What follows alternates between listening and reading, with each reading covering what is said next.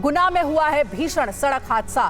तेज रफ्तार बस ने डंपर को टक्कर मारी और टक्कर के बाद यात्रियों से भरी हुई बस में भीषण आग लग गई। हादसे में कुल 12 लोगों की अभी तक मौत की जानकारी है, वहीं 14 लोग घायल बताए जा रहे हैं। देखिए, आपको दिखा रहे घटनास्थल से तस्वीरें। मध्य प्रदेश के गुना में हुआ है भीषण सड़क हादसा। ये यात्रियों से भरी हुई बस है जो धू-धू कर जल रही है। पूरी बस में आग लग गई। 12 लोगों की दर्दनाक मौत हो गई है, 14 लोग घायल हो गए हैं। सीएम मोहन यादव ने मुआवजे का ऐलान किया है। धू-धू कर जलती बस की ये तस्वीरें मध्य प्रदेश के गुना की हैं, जहां बस और ट्रक की भीषण टक्कर में कई लोगों की जान चली गई है। वहीं बस में सवार कई यात्री घायल हो गए। ट्रक से टक्कर के बाद बस में आग लग गई, जिससे पूरी बस जलकर खाक हो गई। आग लगने के बाद कई यात्री बस से बाहर कूद गए और उन्होंने फोन करके पुलिस को सूचना दी। कई यात्रियों ने बस के दरवाजे खिड़की से कूदकर अपनी जान बचाई। सूचना मिलने के बाद पुलिस और प्रशासन का बचाव दल मौके पर पहुंचा और घायलों को इलाज के लिए अस्पताल पहुँचाया गया। डंपर में टक्कर हुई है, जिससे बस पलट करके गिर गई और उसमें आग लग गई। उसमें सवारियाँ थी, वो आगे की विंड स्क्रीन को तोड़ करके और खिड़कियों से बाहर निकली है। घायलों को अस्पताल भेज दिया गया। अभी आग बुझ गई है, अब अंदर देखते हैं कि कितने लोग। मुख्यमंत्री मोहन यादव ने मृतकों के परिवार को 4-4 लाख रुपए आर्थिक मदद देने का ऐलान किया है। वहीं घायलों को 50-50 हजार रुपए देने की मदद के साथ ही घटना की जांच के आदेश दिए हैं। हादसे का कारण बस को अनफिट होना बताया जा रहा है। बस का फिटनेस सर्टिफिकेट 17 फरवरी 2022 तक का ही था। फिलहाल पुलिस पूरे मामले की जाँच कर रही है। और खंडवा से खबर है, खंडवा में गैस सिलेंडर के गोदाम में आग लगने से दहशत फैल गई। मौके पर पहुंची फायर ब्रिगेड की गाड़ियों ने कड़ी मशक्कत के बाद आग पर काबू पाया।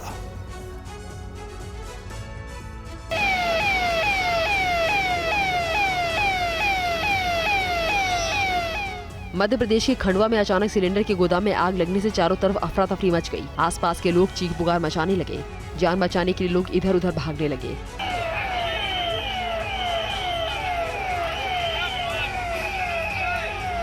गोदाम में आग लगने के बाद एक के बाद एक 30 गैस टंकियों में ब्लास्ट हुआ। आग ने आसपास के घरों को भी अपनी चपेट में ले लिया। आग की लपटें इतनी भयंकर थी कि लोग दहशत में अपने घर को छोड़कर सुरक्षित जगहों पर चले गए। आग में कई लोग झुलसने से घायल हो गए, जिन्हें इलाज के लिए अस्पताल में भर्ती कराया गया है।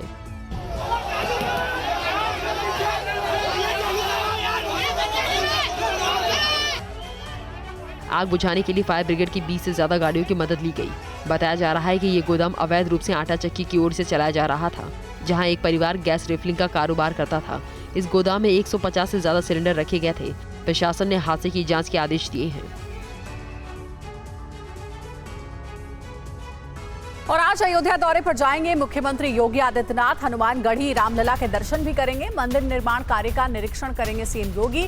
पीएम मोदी के दौरे की तैयारियों की करेंगे समीक्षा।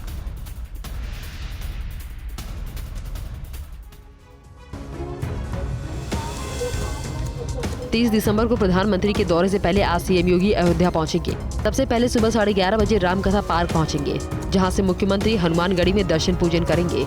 इसके बाद श्री राम जन्मभूमि जाकर पूजा अर्चना करेंगे। श्री राम लला के दर्शन करने के बाद श्री राम जन्मभूमि मंदिर के कार्यों का जायजा लेंगे। 30 दिसंबर को प्रधानमंत्री नरेंद्र मोदी अयोध्या के दौरे पर रहेंगे। पीएम अयोध्या को बड़ी सौगात भी देंगे। मुख्यमंत्री इन कार्यों का निरीक्षण भी करेंगे। सीएम योगी आयुक्त सभागार में प्रधानमंत्री के कार्यक्रमों को लेकर समीक्षा और तैयारी बैठक करेंगे। सीएम योगी इससे पहले 21 दिसंबर को भी अयोध्या पहुंचे थे, जहां उन्होंने विकास कार्यों का जायजा लिया था। पीएम के अयोध्या दौरे से पहले केंद्रीय खुफिया एजेंसियों ने अलर्ट जारी किया है। इसके लिए एनएसजी, एडीएस और एसटीएफ के कमांडो कार्यक्रम स्थलों पर तैनात किए जा रहे हैं। वहीं सरयू नदी से भी पूरी नजर रखने की तैयारी की जा रही है। और प्राण प्रतिष्ठा से पहले रेलवे का बड़ा फैसला, अयोध्या रेलवे स्टेशन का नाम बदला गया। अयोध्या स्टेशन का नाम अयोध्या धाम किया।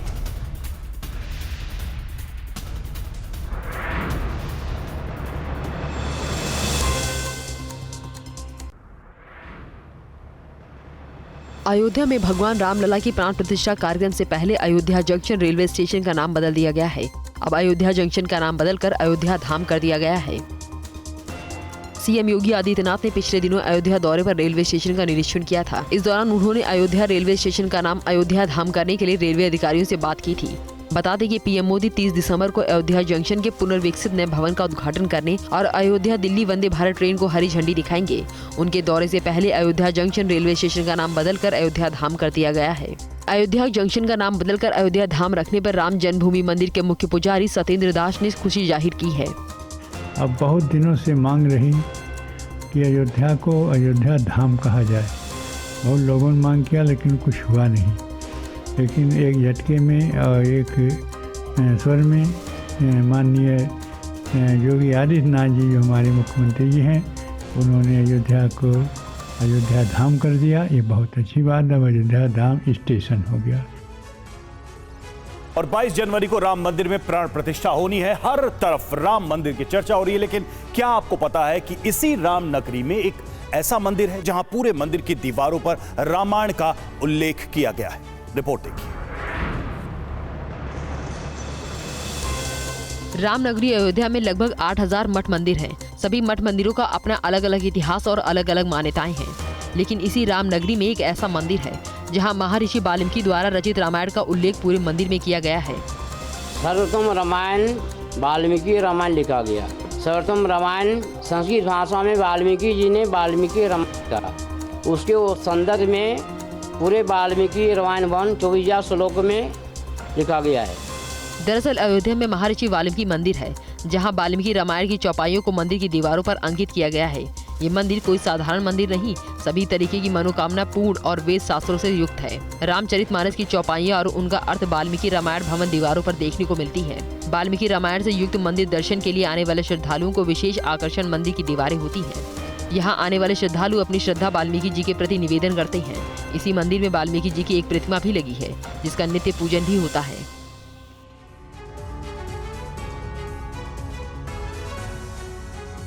राम मंदिर बनाने में योगदान दे रहे assistant mechanical manager Prafulla Patnaik से बात की TV9 संवाददाता गौरव अग्रवाल ने। आपकी भूमिका क्या है इस मंदिर में? देखिए, एक्चुअली यहाँ पे जो एनवायरनमेंट हेल्थ एंड सेफ्टी का जो भी है प्रॉब्लम, जो भी चैलेंजेस आते हैं, तो उसको हम डिज़ाइन ड्राइंग के हिसाब से उसी को हम कैसे सही किया जाता है और उसी हिसाब से सेफ्टी के साथ कैसे काम होगा। तो प्रफुल्ल जी, कोई एक चैलेंज जो आपके दिमाग में हो, जो आया हो, जिसको आपने फेस किया हो? ये देखिए, बहुत सारे चैलेंजेस थे शुरू में। सबसे पहले तो फाउंडेशन था, क्योंकि ये नदी के किनारे का एरिया है, तो वो फाउंडेशन अगर उतना स्ट्रांग नहीं रहेगा तो फिर आपका मंदिर उतना स्ट्रांग नहीं बन पाएगा। दूसरा चैलेंजेस है, जैसे आपका जो कार्विंग्स है, वो कार्विंग को लिफ्टिंग करके हम लोग स्टोन को जब ऊपर रखते हैं, तो वो स्टोन को लिफ्टिंग करके ऊपर रखने के टाइम वो कार्विंग टूटने का बहुत ज़्यादा चांसेस रहता है। कौन सी ऐतिहासिक चीज़ जिसको आपने प्रोटेक्ट किया? चीज़ जैसे कि आपका यहाँ पे सीताकूप वगैरह है, तो वो सबको हमको प्रोटेक्ट करके रखना चाहिए। इसको प्रोटेक्ट किया? सीताकुंड? सीताकूप। जी जी। अभी आगे क्या बचा रह गया है काम? देखिए, बच्चा तो अभी आपका जो परकोटा एरिया है, बस वही बचा है। मंदिर का लगभग काम खत्म है। और प्राण प्रतिष्ठा से जुड़ी राम मंदिर की बेहद खूबसूरत तस्वीर सामने आई है। इस रिपोर्ट के जरिए कीजिए भगवान राम के दिव्य धाम के दर्शन। दिव्य, अद्भुत और अलौकिक ये श्री राम मंदिर की सबसे नई तस्वीरें हैं।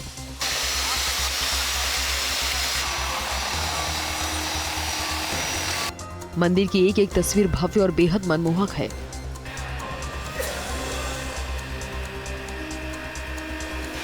जैसे जैसे राम मंदिर की प्राण प्रतिष्ठा का समय पास आ रहा है, वैसे वैसे राम मंदिर का काम भी तेजी से पूरा हो रहा है।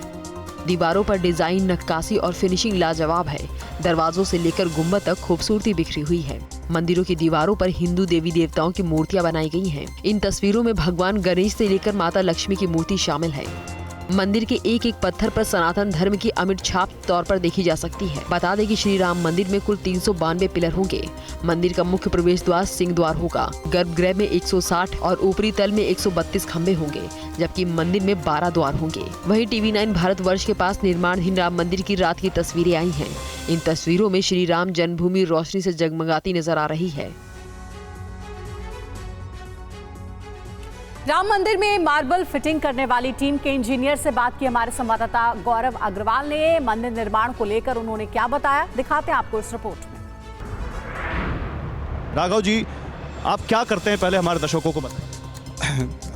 हम और हमारी कंपनी यहाँ के अंदर मार्बल फिटिंग का कार्य, मार्बल इनले और आइकनोग्राफी वर्क कर रही है।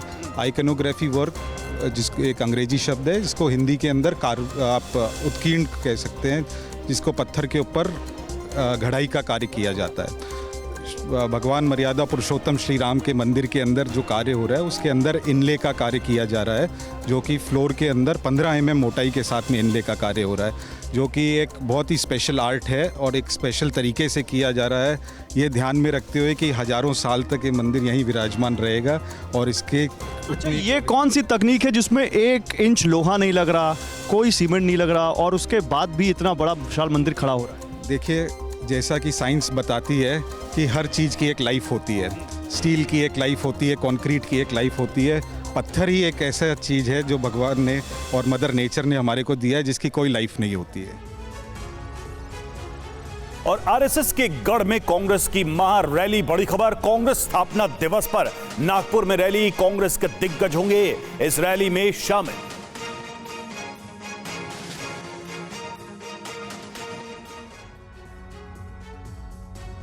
आज कांग्रेस के 139वें स्थापना दिवस के मौके पर नागपुर में कांग्रेस महारैली करेगी। इस महारैली के साथ ही कांग्रेस लोकसभा चुनाव के लिए बिगुल फूंकेगी। पार्टी ने महारैली का स्लोगन दिया है, तैयार हैं हम। महारैली में कांग्रेस अध्यक्ष मल्लिकार्जुन खड़गे, सोनिया गांधी, राहुल गांधी और प्रियंका गांधी भी शामिल होंगे। इसी के साथ देश के अलग अलग हिस्सों में भी कांग्रेस नेता और कार्यकर्ता भी नागपुर पहुंच रहे हैं। कार्यक्रम में हिस्सा लेने के लिए देर रात तक कांग्रेस के बड़े बड़े नेता नागपुर एयरपोर्ट पर दिखाई दिए। ये महारैली इस मायने में भी महत्वपूर्ण है क्योंकि इसका आयोजन नागपुर में हो रहा है, जहां राष्ट्रीय स्वयंसेवक संघ का मुख्यालय है। महारैली में 5 लाख से ज्यादा लोगों के आने की उम्मीद की जा रही है। महाराष्ट्र कांग्रेस अध्यक्ष नाना पटोले के मुताबिक ये नागपुर में अब तक की सबसे बड़ी रैली साबित होगी। इस बात की संभावना भी जताई जा रही है कि इस रैली में आने वाले लोकसभा चुनाव की थीम और मुद्दों का भी ऐलान हो सकता है। आज भी हम संविधान बचाने के लिए, इस देश की डेमोक्रेसी बचाने के लिए ये दिन नागपुर में मना रहे और इसका संदेश पूरे देश में जाएगा और फिर से परिवर्तन होगा, यही तैयारी हम लोग कर रहे हैं। और लोकसभा चुनाव से पहले भारत न्याय यात्रा पर निकलेंगे राहुल गांधी। 14 जनवरी को मणिपुर से यात्रा की शुरुआत करेंगे। आपको रिपोर्ट दिखाते हैं।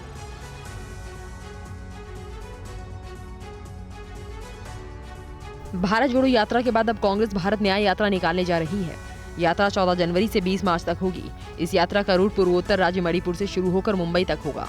यात्रा के तहत 6200 किलोमीटर की दूरी तय की जाएगी। यात्रा 14 राज्यों के 85 जिलों से होते हुए जाएगी। 6200 किलोमीटर की यात्रा कई ऐसे राज्यों से होकर गुजरेगी जहां लोकसभा की अधिक सीटें हैं।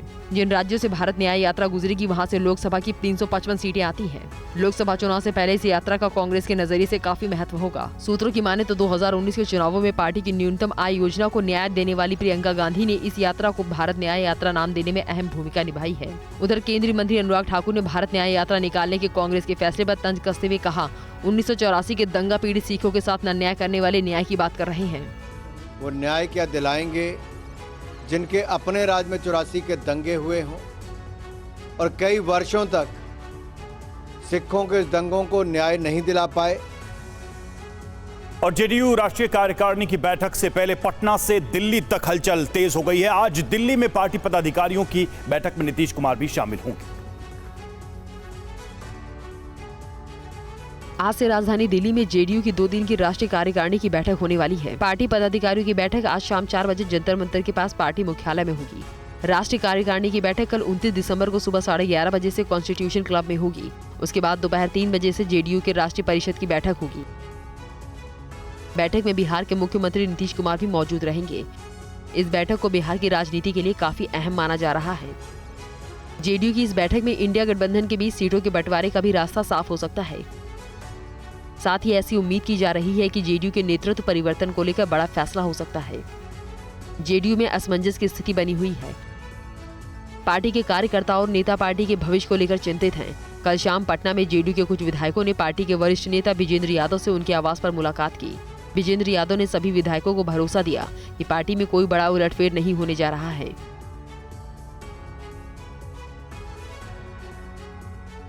और बड़ी खबर है, आज तेलंगाना में बीजेपी की बड़ी बैठक हो रही है। अमित शाह करेंगे बैठक की अध्यक्षता। लोकसभा चुनाव पर इस बैठक में मंथन होगा। केंद्रीय गृह मंत्री अमित शाह आज तेलंगाना में बीजेपी संगठनात्मक बैठक की अध्यक्षता करेंगे। बैठक में महासचिव तरुण चुग, बंदी संजय कुमार और सुनील बंसल के साथ पार्टी के वरिष्ठ नेताओं के साथ कोर ग्रुप के नेता भी शामिल होंगे। इसके बाद अमित शाह तेलंगाना के मंडल अध्यक्षों के साथ मुलाकात करेंगे। पिछले लोकसभा चुनाव में बीजेपी को तेलंगाना में 19% वोट प्रतिशत के साथ 4 सीटें मिली थी। इस बार बीजेपी राज्य में ज्यादा से ज्यादा सीटें लाने पर रणनीति बना रही है। सबसे पहले बीजेपी के कोर ग्रुप के नेताओं के साथ बैठक दोपहर 1:30 बजे हैदराबाद के होटल नोवोटेल में होगी। फिर दोपहर 3 बजे अमित शाह हैदराबाद के भाग्य लक्ष्मी मंदिर में पूजा अर्चना करेंगे। मंदिर दर्शन के बाद दोपहर 3:30 बजे स्लोखा कन्वेंशन में मंडल अध्यक्षों के साथ बैठक करेंगे। तेलंगाना दौरे के बाद अमित शाह ओडिशा का भी दौरा कर सकते हैं। ओडिशा में बीजेडी लंबे समय से सत्ता में है। पिछले लोकसभा चुनाव में बीजेपी ने यहां 8 सीट जीतकर बीजू जनता दल को कड़ी चुनौती दी थी। बीजेडी वहां महज 12 सीटें ही जीत पाई थी। इस बार बीजेपी ओडिशा में पिछले बार से ज्यादा सीट लाने की कोशिश में है। और राजस्थान में बीजेपी ने चुनावी वादा पूरा करते हुए 1 जनवरी 2024 से उज्ज्वला गैस सिलेंडर 450 रुपए में देने की घोषणा कर दी है। प्रदेश में अभी तक ये सिलेंडर 500 रुपए में दिए जा रहे थे। देश के यशस्वी प्रधानमंत्री माननीय नरेंद्र मोदी जी की यह गारंटी वाला रथ है। राजस्थान में बीजेपी की सरकार बनते ही सूबे के मुख्यमंत्री भजनलाल शर्मा ने ऐलान करते हुए कहा, 1 जनवरी से सब्सिडी वाला सिलेंडर 450 रुपए में मिलेगा। इस योजना के तहत सब्सिडी की राशि राज्य सरकार वहन करेगी और सब्सिडी की राशि लाभार्थी महिलाओं के खातों में ट्रांसफर कर दी जाएगी। भजनलाल ने टोंक में विकसित भारत यात्रा को संबोधित करते हुए कहा कि पीएम मोदी जो कहते हैं वही करते हैं। ये पीएम मोदी की गारंटी रथ है, जो कहते हैं वो करते हैं। बीजेपी ने चुनाव में 450 रुपए में गैस सिलेंडर देने का वादा किया था। सीएम ने इसकी घोषणा करते हुए कहा कि संकल्प पत्र के वादे के तहत योजना प्रदेश में लागू की जाएगी। माननीय प्रधानमंत्री जी गारंटी के तहत उज्ज्वला एवं अन्य परिवार की महिलाओं को नव वर्ष से आने वाली 1 तारीख से रसोई गैस सिलेंडर सब्सिडी के तहत गैस सिलेंडर पर सब्सिडी होगी और गैस सिलेंडर 450 रुपए में आपको मिलेगा। देश भर के मुख्य सचिवों का राष्ट्रीय सम्मेलन आज से दिल्ली में आयोजित होने जा रहा है। सम्मेलन का मुख्य विषय ईज ऑफ लिविंग है।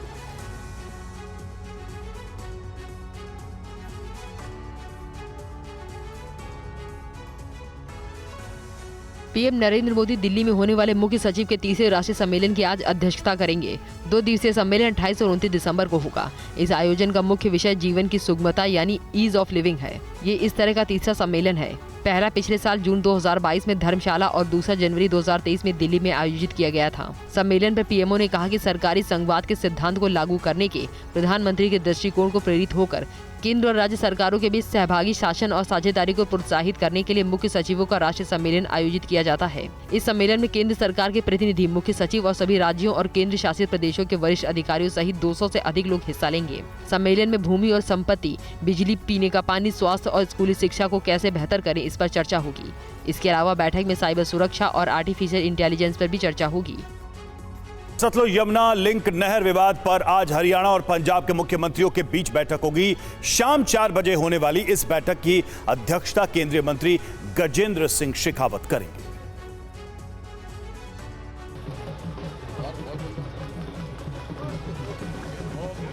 पंजाब और हरियाणा के बीच दशकों पुराना सतलुज यमुना लिंक विवाद समय के साथ साथ गहराता ही जा रहा है। सुप्रीम कोर्ट ने भी समय समय पर नहर से जुड़े मुद्दे को सौहार्दपूर्ण ढंग से हल करने की बात कही है। हाल ही में सुप्रीम कोर्ट ने सतलुज यमुना नहर विवाद पर पंजाब सरकार को कड़ी फटकार लगाई है। सुप्रीम कोर्ट ने कहा कि इस मुद्दे पर राजनीति नहीं होनी चाहिए। पंजाब सरकार को सकारात्मक रुख दिखाना चाहिए। इसे लेकर रिपोर्ट भी मांगी गई है। कोर्ट ने केंद्र सरकार से कहा कि वो पंजाब के हिस्से में आने वाली परियोजना के लिए आवंटित जमीन का सर्वे करे ताकि ये सुनिश्चित किया जा सके कि भूमि संरक्षित है। आज शाम 4 बजे आयोजित होने वाली बैठक की अध्यक्षता केंद्रीय जल शक्ति मंत्री गजेंद्र सिंह शेखावत करेंगे। दोनों राज्यों के मुख्यमंत्रियों के बीच इस विवाद को लेकर ये 3री बैठक है। इससे पहले दोनों मुख्यमंत्रियों के बीच 14 अक्टूबर 2022 को और 4 जनवरी 2023 को बैठक हुई थी। दोनों ही बैठकें बेनतीजा रही थी।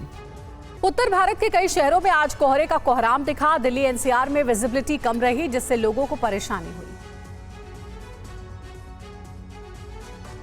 उत्तर भारत में बढ़ती सर्दी के साथ आज कोहरे का भी कहर देखा गया। दिल्ली एनसीआर में कोहरे के बादल छाए रहे और राहगीरों को मुश्किलों का सामना करना पड़ा।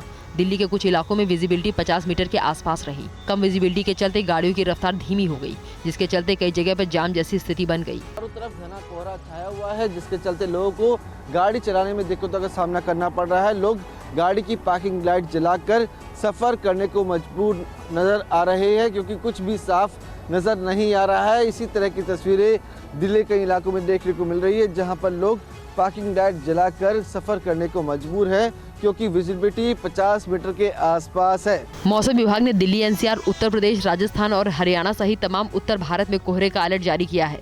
अगले कुछ दिनों तक इसी तरह के हालात रहेंगे, जिसका असर दिल्ली से लेकर राजस्थान तक नजर आएगा। कोहरे का असर एनसीआर में भी देखा गया और नोएडा के साथ साथ आसपास के शहरों में धुंध छाई रही। कोहरे और कम विजिबिलिटी की वजह से नई दिल्ली से आने और जाने वाली कुछ ट्रेनें भी देरी से चली। दिल्ली में कोहरे के कारण कई उड़ानें भी प्रभावित हुई।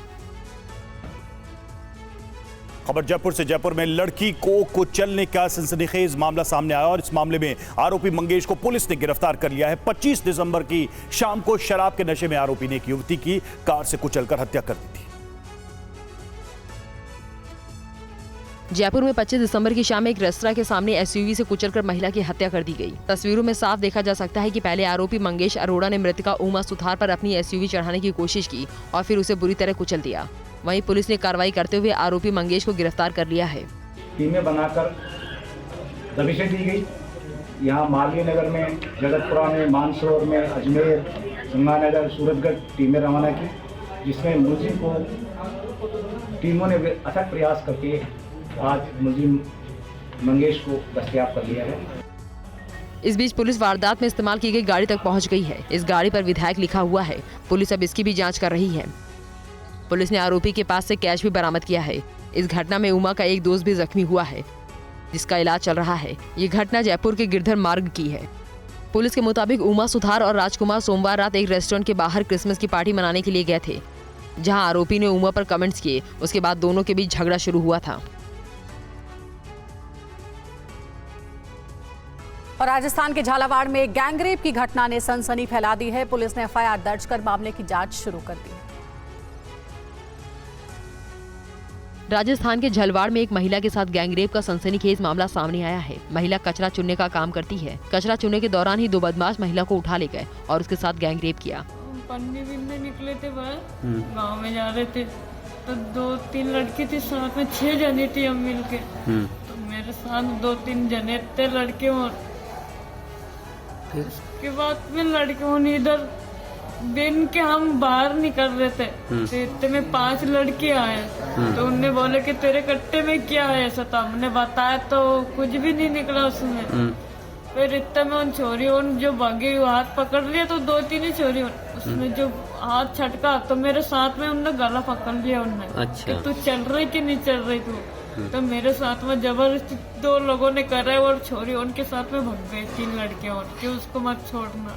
पुलिस महिला की शिकायत पर एफआईआर दर्ज कर आरोपियों की तलाश में जुट गई है। प्राथमिक तौर पे जो विक्टिम ने अभी स्टेटमेंट दिया है, उन्होंने 2 अज्ञात लड़कों के खिलाफ अपनी कंप्लेंट दी है। तो हम लोग इस पे इन्वेस्टिगेशन कर रहे हैं। जैसी चीजें अनुसंधान में निकल के आएगी आप लोगों को अवगत करा दिया जाए। मुंबई के भायखला जेल प्रशासन ने अच्छी पहल की है। कैदियों के तनाव को दूर करने के लिए जेल में एफएम रेडियो सेंटर खोला गया।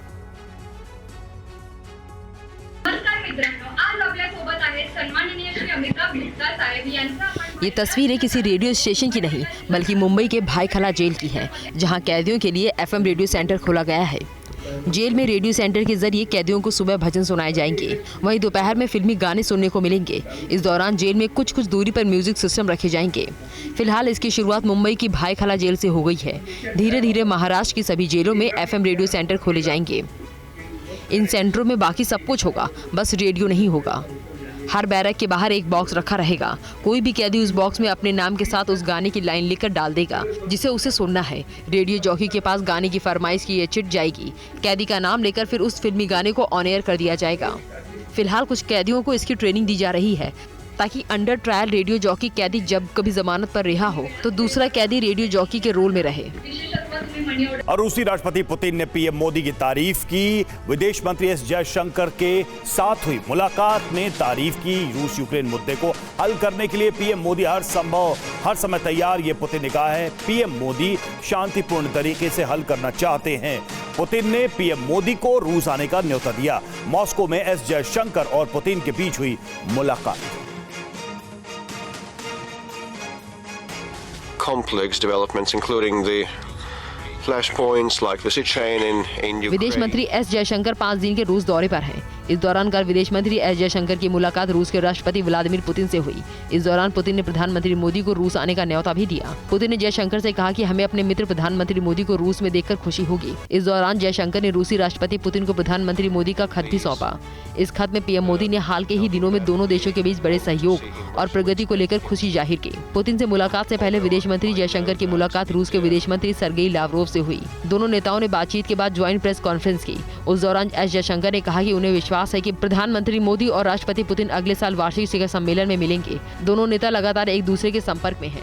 रूसी विदेश मंत्री सर्गेई लावरोव के साथ बैठक में कई अहम मुद्दों पर चर्चा हुई, जिसमें हिंद प्रशांत क्षेत्र, यूक्रेन संघर्ष, गाजा स्थिति, अफगानिस्तान और मध्य एशिया, ब्रिक्स, शंघाई सहयोग संगठन पर विचार विमर्श किया गया।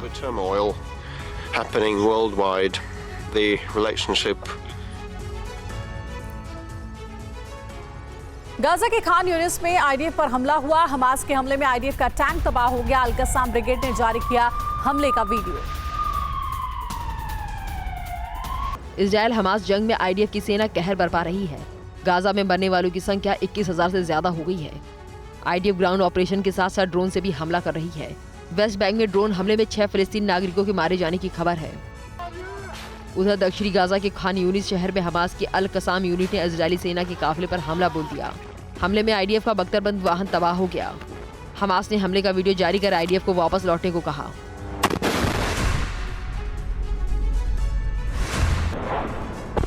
गाजा के अंदर ग्राउंड ऑपरेशन के दौरान इजरायली सेना पर हमास के लड़ाके घात लगाकर हमला कर रहे हैं। दक्षिण गाजा में आईडीएफ के टैंक पर हमास के लड़ाकों ने रॉकेट लॉन्चर से हमला कर इजरायली टैंक को तबाह कर दिया। गाजा में आईडीएफ हमास के ठिकानों पर लगातार छापेमारी कर रही है। इस दौरान आईडीएफ ने गाजा के रंदीसी अस्पताल में एक और सुरंग का खुलासा किया। सुरंग के अंदर हमास ने कमांड सेंटर बना रखा था। इजरायल लगातार दुनिया के सामने ये बता रहा है कि हमास स्कूल, अस्पताल और धार्मिक जगहों को अपने हथियार के तौर पर इस्तेमाल कर रहा है। 48 घंटे पहले ईरान के टॉप कमांडर सैयद राजी मुसावी की मौत हो गई, वो भी सीरिया की राजधानी दमिश्क में। जानते हैं मुसावी कैसे मारे गए? इजरायली सेना की मिसाइल स्ट्राइक में। लेकिन यह कोई पहला वाकया नहीं जब ईरान के किसी ताकतवर शख्स को इजरायल ने मारा हो। इससे पहले भी नेतन्याहू की ब्रिगेड कई खूनी वारदात को अंजाम दे चुकी है, चाहे वो शख्स ईरान से बाहर हो या फिर ईरान में हो। मगर अब इजरायल के नक्शे कदम पर नेतन्याहू को मारने का प्लान बन चुका है। नेतन्याहू को टाइम बॉम्ब के जरिए उड़ाने का ब्लूप्रिंट तैयार है और इसके साथ साथ इजरायल पर एटमी हमले की भी तैयारी युद्ध स्तर पर जारी। आखिर कैसे, देखिए इस रिपोर्ट में।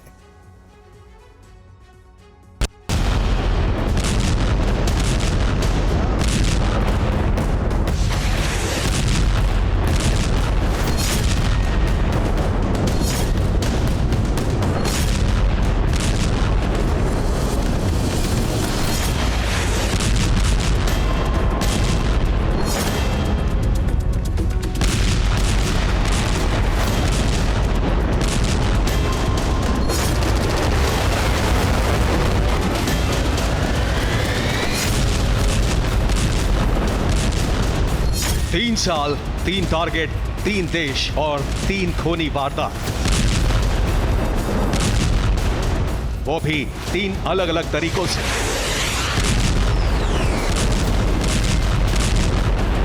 दुश्मन कितना भी ताकतवर हो, चाहे जितने महफूज ठिकानों में छिपा हो, मगर उससे इंतकाम लेना, उससे मौत के घाट उतारना, यही इजरायल की ताकत है।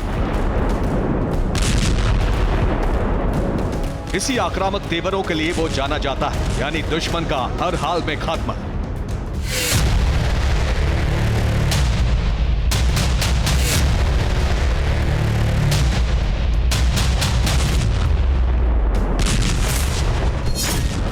गाजा जंग के बीच ईरान और इजरायल के बीच तनाव पूरे चरम पर है। किसी भी वक्त दोनों मुल्कों में आर पार की जंग छिड़ सकती है।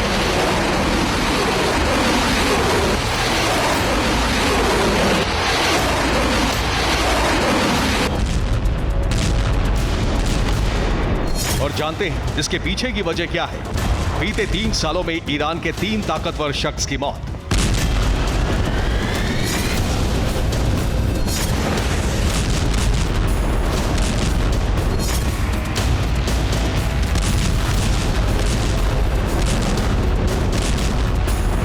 जिसके पीछे इजरायल का हाथ होने का दावा किया जा रहा है। मसलन इजरायल का पहला टारगेट नाम कासिम सुलेमानी, ओहदा ईरान के टॉप कमांडर, जगह बगदाद, इराक। इजराइल का दूसरा टारगेट नाम मोहसिन फखरीजादह, ओहदा ईरान के न्यूक्लियर साइंटिस्ट, जगह तेहरान, ईरान। इजराइल का तीसरा टारगेट नाम सैयद राजी मसावी, ओहदा IRGC में ब्रिगेडियर जनरल, जगह दमिश्क, सीरिया। पहले कासिम सुलेमानी,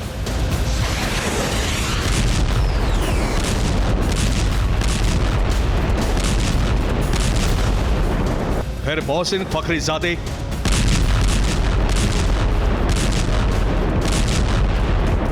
और अब सैयद राजी मसावी की मौत। बीते 3 सालों में इजराइल ने ईरान के 3 ताकतवर शख्सों का खात्मा कर अपना रुख साफ कर दिया कि किसी भी कीमत पर नेतन्याहू ईरान को शक्तिशाली नहीं बनने देंगे, किसी भी कीमत पर अरब वर्ल्ड में ईरान का दबदबा नहीं बढ़ने देंगे।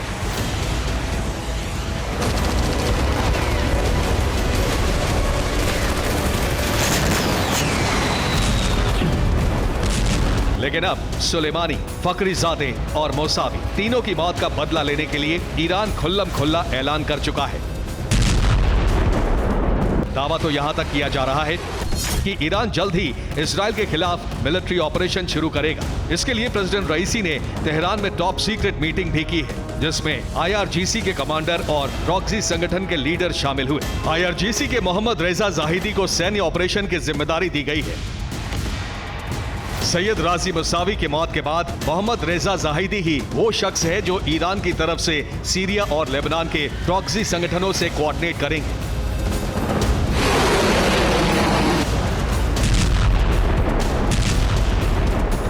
जाहिदी ही ईरान के हथियारों की सप्लाई का जिम्मा उठाएंगे और मोहम्मद रेजा जाहिदी ही वो शख्स होंगे जो इजराइल पर चौतरफा प्रहार की रणनीति बनाएंगे और उसे अंजाम देंगे। आपको बता दें, जैसे ही ईरानी प्रेसिडेंट रईसी और सुप्रीम लीडर खमेनी ने IRGC के मोहम्मद रेजा जाहिदी को इजराइल के खिलाफ मिलिट्री ऑपरेशन की जिम्मेदारी सौंपी,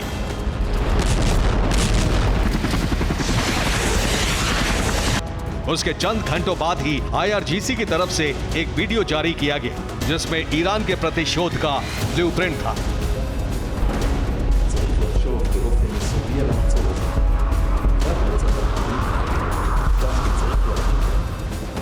और 30 सेकंड के इस वीडियो में इजरायली PM का वॉर दिखाया गया, जिसमें नेतन्याहू अपने टॉप कमांडर्स के साथ युद्ध की रणनीति बनाते दिखे। मगर चंद मिनटों बाद कैमरे नेतन्याहू के सामने पड़ी टेबल के नीचे की तरफ मूव हुआ और जानते हैं वहां क्या लगा था? Time bomb.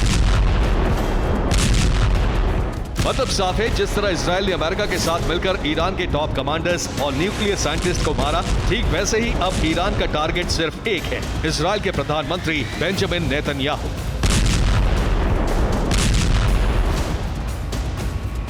यानी अब नेतन्याहू को मारकर ही ईरान सुलेमानी, मोहसिन फखरीजादह और मौसावी की मौत का बदला लेगा। और ये दावा किया जा रहा है कि इब्राहिम रईसी और आयतुल्लाह खमेनी ने मोहम्मद रेजा जाहिदी को फ्री हैंड दे दिया है। जहां एक तरफ ईरान ने नेतन्याहू का डेथ वारंट जारी कर दिया है, तो वहीं इंटरनेशनल एजेंसी IAEA ने दावा किया है कि ईरान का न्यूक्लियर प्रोग्राम 3 गुना तेजी से बढ़ रहा है। जल्द ही ईरान के जखीरे में एटम बमों की भारी खेप होगी। ईरान कभी भी एटमी वॉरहेड का इस्तेमाल कर सकता है। यकीन मानिए, अगर ईरान अपने मकसद में कामयाब हुआ, अगर उसने न्यूक्लियर बम तैयार कर लिया, तो मुमकिन है ईरान का पहला टारगेट इजराइल हो सकता है, या फिर इजराइल का सबसे बड़ा मददगार सुपर पावर अमेरिका। मतलब ये कि गाजा जंग की चिंगारी किसी भी वक्त अरब वर्ल्ड को परमाणु युद्ध में झोंक सकती है।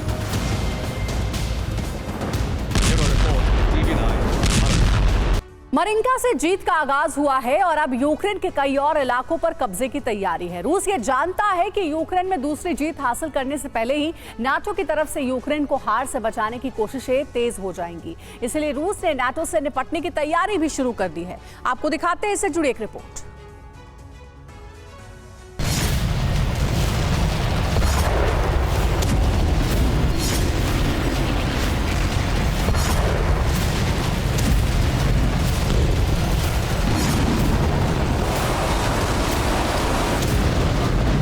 ऐसे धमाके करने की ताकत रखने वाले रूसी हथियारों से ही पूरी दुनिया खौफ खाती है।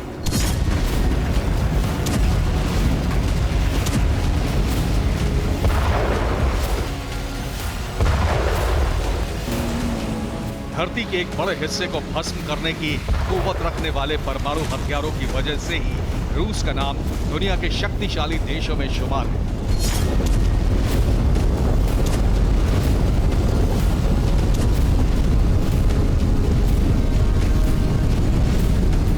विशाल सेना, घातक बॉम्बर, परमाणु वॉरहेड ले जाने में सक्षम मिसाइल।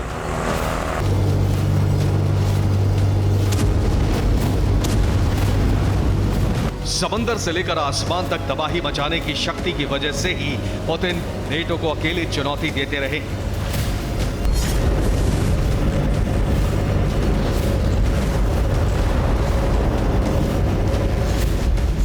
लेकिन अब सवाल जीत और हार का है, सवाल रूस की साख का है। फरवरी में यूक्रेन युद्ध के 2 साल पूरे हो जाएंगे। 2 महीने में रूस को यूक्रेन में जीत हासिल करनी है। नेटो देशों से फिर यूक्रेन को हथियार मिलने वाले हैं। पेंटागन से लेकर लंदन तक यूक्रेन को हार से बचाने पर मंथन चल रहा है। पिछले 1 साल और 10 महीने में इतना तो साबित हो गया है कि यूक्रेन में बारूद की कमी नहीं होने दी जाएगी।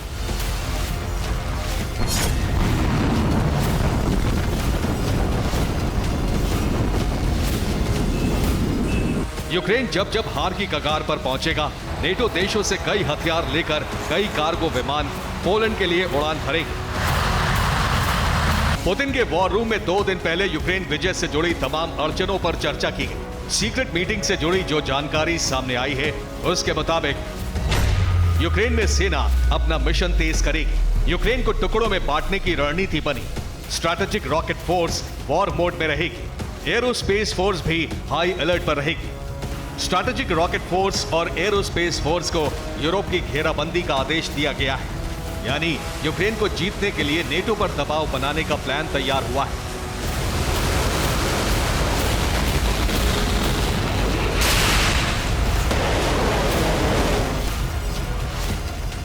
यूक्रेन में हथियारों की खेप भेजने के लिए नेटो पोलैंड रूट का इस्तेमाल करता है। रूस ने सबसे पहले पोलैंड को मुंह तोड़ जवाब देने की तैयारी की है।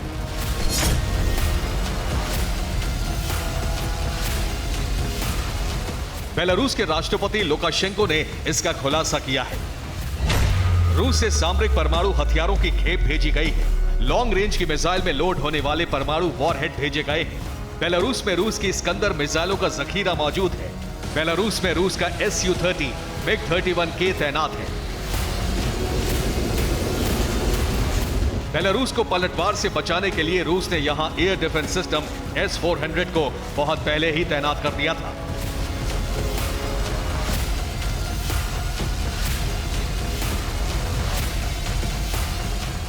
फिनलैंड बॉर्डर पर रूस की आर्मी की मूवमेंट शुरू हो गई है। पुतिन के आदेश पर फिनलैंड बॉर्डर के पास ब्रांड न्यू एडवांस हॉवित्जर तैनात कर दी गई है। समंदर में रूस की सबमरीन की उत्तर सागर, बैरन सी और कारा सी में तैनाती की गई। एक रिपोर्ट में दावा किया गया है कि यूक्रेन में पुतिन सेना एक सीक्रेट ऑपरेशन के तहत बड़े बड़े इलाकों में डर्टी बम पहुंचा रही है।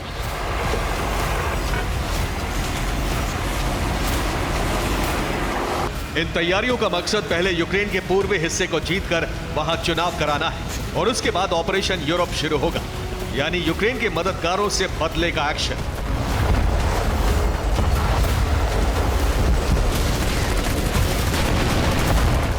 रूस की तैयारियों से जाहिर हो रहा है कि अब पुतिन यूक्रेन को हार से बचाने की तमाम कोशिशों को खत्म कर देंगे और जरूरत पड़ी तो रूस इसके हथियारों का भी इस्तेमाल करेगा।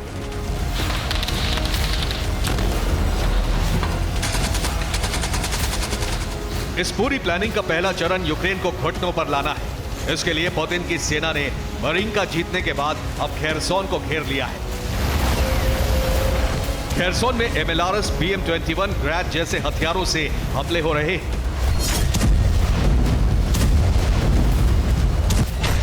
खेरसोन में रूस की सेना स्टेशन को नष्ट कर दिया है। लोगों को खेरसोन से निकालने वाली ट्रेन को भी टारगेट किया गया। हमले के वक्त रेलवे स्टेशन पर 200 से ज्यादा लोगों की भीड़ थी। खेरसोन पर हमले के लिए रशियन फौज नीपर नदी के पार नया मोर्चा बना चुकी है।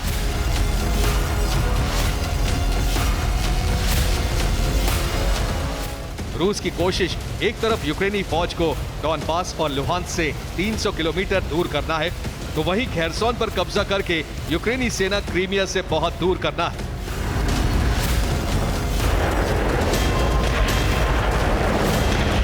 खेरसोन को क्रीमिया का दरवाजा कहा जाता है। यहीं से यूक्रेनी आर्मी क्रीमिया पर हमले की कोशिश में रहती है।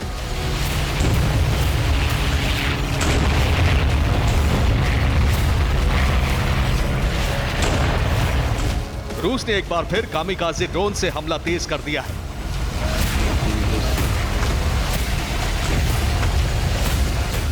सिर्फ खेरसोन में ही मंगलवार को 50 ड्रोन से हमला किया गया।